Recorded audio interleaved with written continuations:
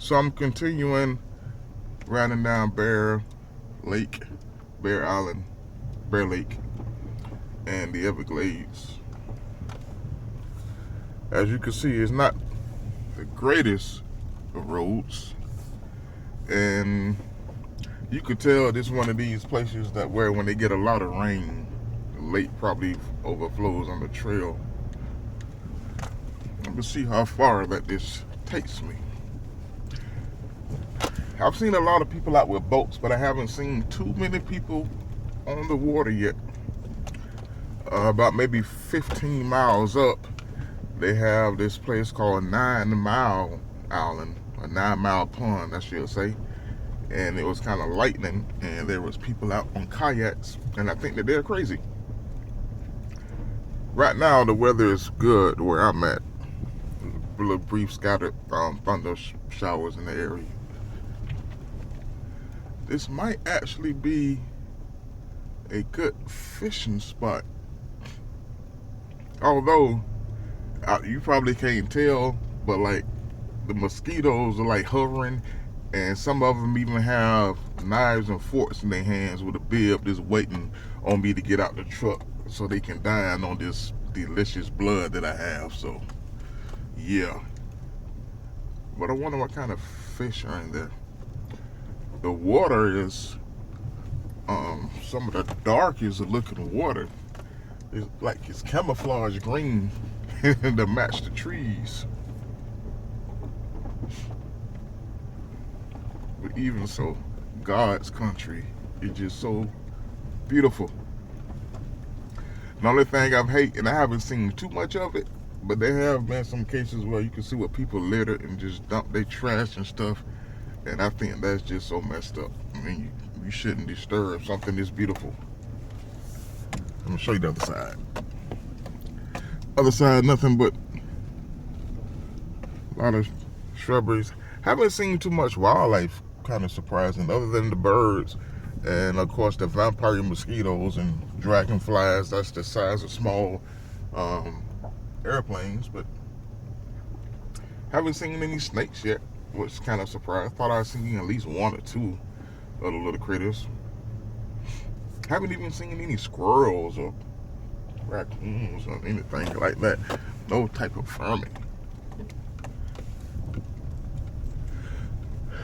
You know, one thing I didn't think about when I came in here is if this place doesn't loop around, and I'm gonna have to drive backwards to get out, because there's literally, as you could tell, no space to really turn around in.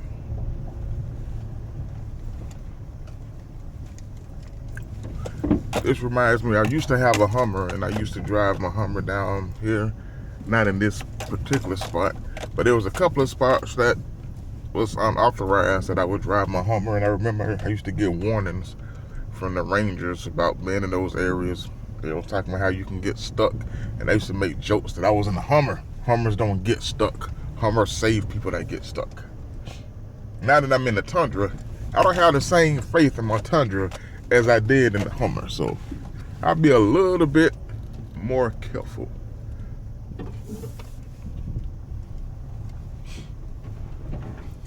Wow, I just saw something up ahead. I don't know what it was, but it just peeked its head back in the bushes. We're going to investigate.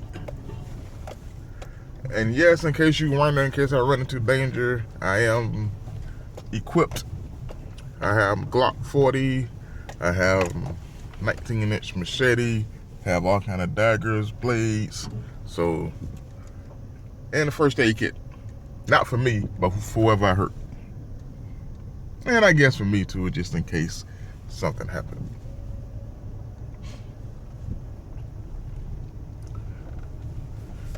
Really what I should have did was maybe hike through this area. It seemed like this would be a nice place to hike through instead of just driving through. I really don't know how far this is going to go.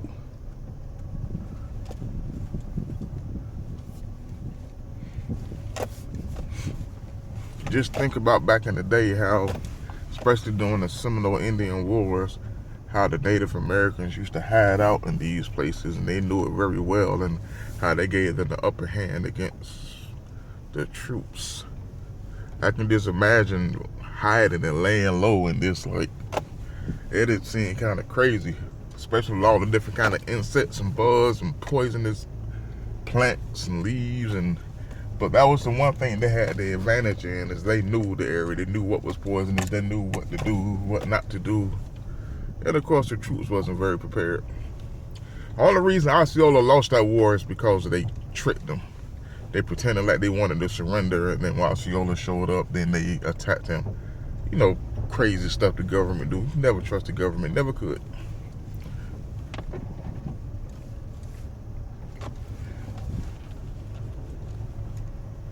Well, this is beautiful land. Seems like the type of land you don't want to get trapped in during a storm or anything like that, but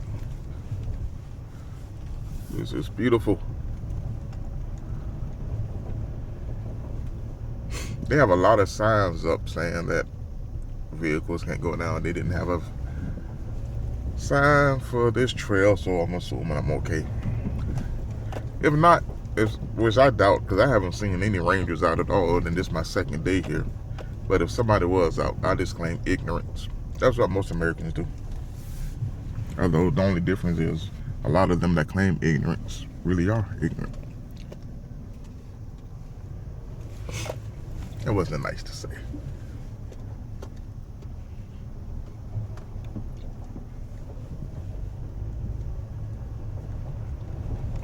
But I tell you what, if you are an outdoor person, it's good to have a truck. Every man should have a truck. Every real-blooded, red-blooded American man should have a truck, shotgun. That don't have mental problems. That know how to actually use them. And you also have to vote. Like, if you don't vote, then you're not an American, and you can't have a shotgun, and you can't have a truck. You have to vote. Once you vote, that qualifies you to be a red-blooded American. Vote for the right person, and vote for who you really think is going to lead the country, regardless of party. Stop being loyal. Okay, that was my one political rant that I wanted to go on.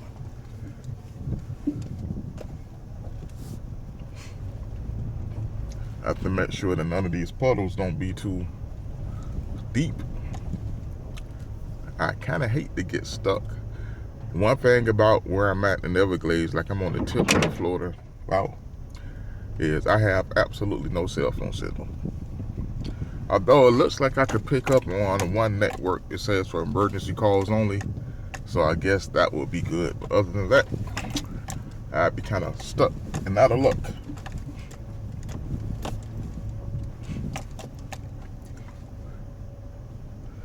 See a lot of thick mangroves. I wonder under that if it's still part of the, yeah, because I can still see the water. You just got a lot of thick mangroves right there, so I guess if you was boating, there's only so far you can go before you get up to the mangroves.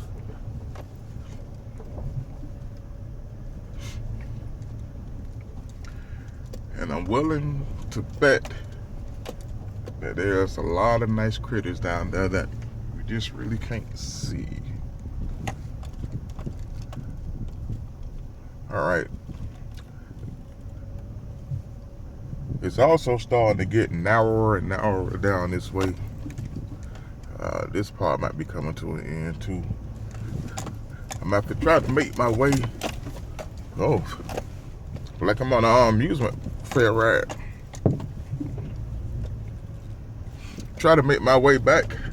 I know I'm gonna have to be very careful when I'm backing up, because it may be kind of hard to tell, but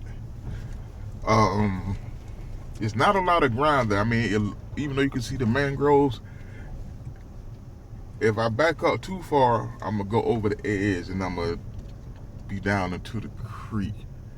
But those are mangroves. So you could probably see it. Let me see if I can zoom in. It gives way to water very quickly.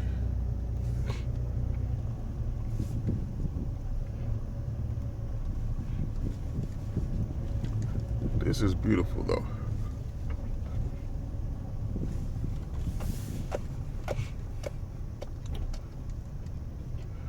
I wonder, I mean, it's definitely a trail that's been made in vehicles, but I wonder how many vehicles actually come this way. Just thinking about the brush. See, now it's back again. Whoa. When I say it's thick, it's like I'm driving over to, I'm kind of in the bushes now because the edge of the lake is getting closer and closer to the trail.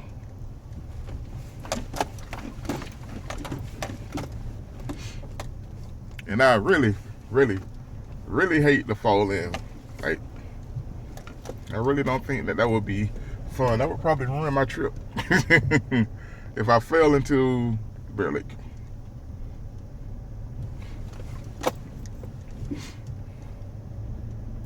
I'm gonna go up just a little bit further to see if I can turn around better, because there is no way possible I could do it right here. If not, I got my backup rear camera. I just drive backwards looking at my camera. I know that's not very wise, but hey, you gotta do what you gotta do sometimes. What is this? Oh, that's a stair. I thought I saw a snake.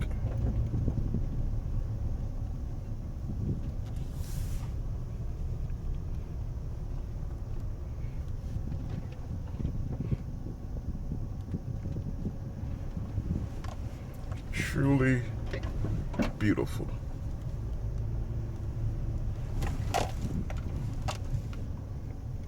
I'm trying to be too careful not to be admiring, you know, the scenes and nature, because like I say, on this side there are spots to where it comes in and the edge is like literally a couple of inches away from my tire. And you know, being in a big heavy truck, I'm quite sure it wouldn't take much for it to give way. So like, I'm almost literally level with the water right now.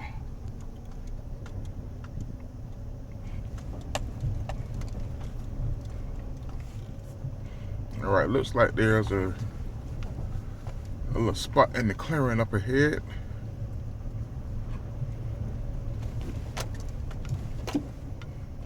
Where maybe I can turn around. It also looks like it's turning, so I don't know if this goes around in a loop or not.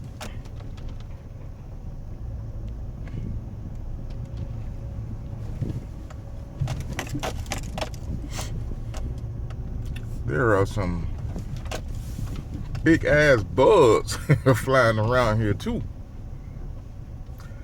Like, if something was to happen to my truck, I'm thinking I might be able to throw a saddle on one of them bugs like in them Star Wars movies and just ride a bug back to camp. Okay, once again, thick mangrove brush, but like I said, you can still see the water coming up in it. Look like there's a sign up ahead. Let me see what that sign says. The sign might say, "Whoa, what the hell are you doing driving down here?" That's probably what it says.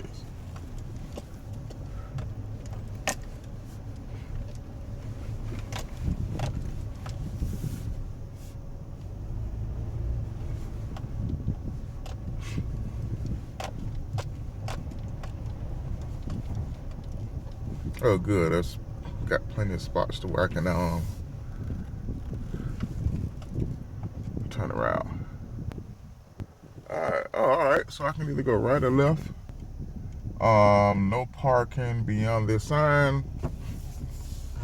Wow, believe it or not, there's actually a trail that way, and it got a little fish thing on it, like it's some fishing too. But it says no parking. Well, I don't plan on parking.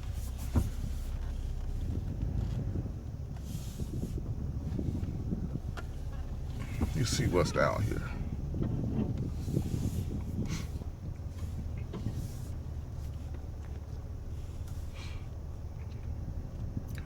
I know one thing, man. Have a feeling that my beautiful paint job is going to have some scratches in it. But that's the one good thing about when you got a truck and you do stuff like this, is the satisfaction when you go to wash it and get it back all nice and pretty and clean again.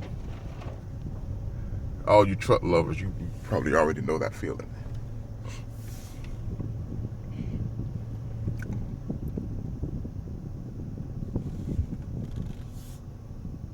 Oh, okay, so it's like a kayak launching point. And somebody's over here because they left their fishing rod and stuff here. So there's barely like hiking and canoe trails, no bicycles. I think what I'm gonna do, this was kind of like an impromptu trip. I might come back. Be careful backing up. I think I might come back and go hiking. I don't have on my hiking clothes. When I originally set out, I was trying to find a cell phone signal because I'm quite sure a lot of people probably been calling worried, and then they're gonna be acting, oh yeah, me worried. You know how they be. You know, moms and girlfriends be. But I may get my hiking gear and come back and hike because I would like to go down further and see what's down there. See what animals and stuff I can encounter.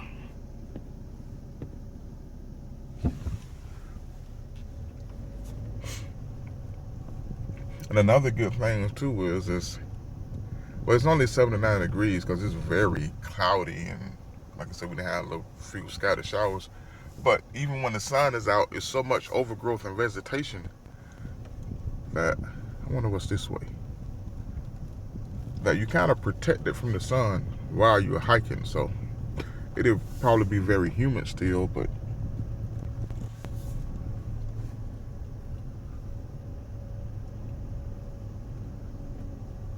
can't go no further here. And I think beyond that, it'll probably be the lake.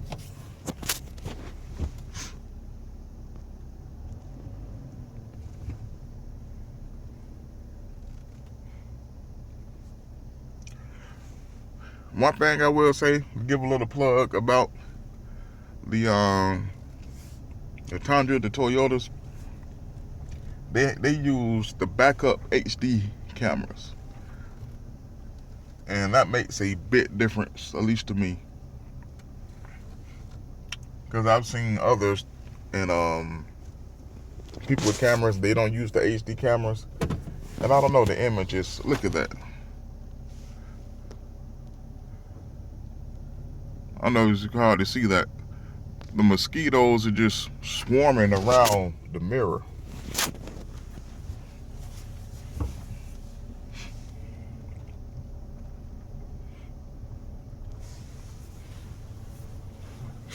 If I do come back to camp,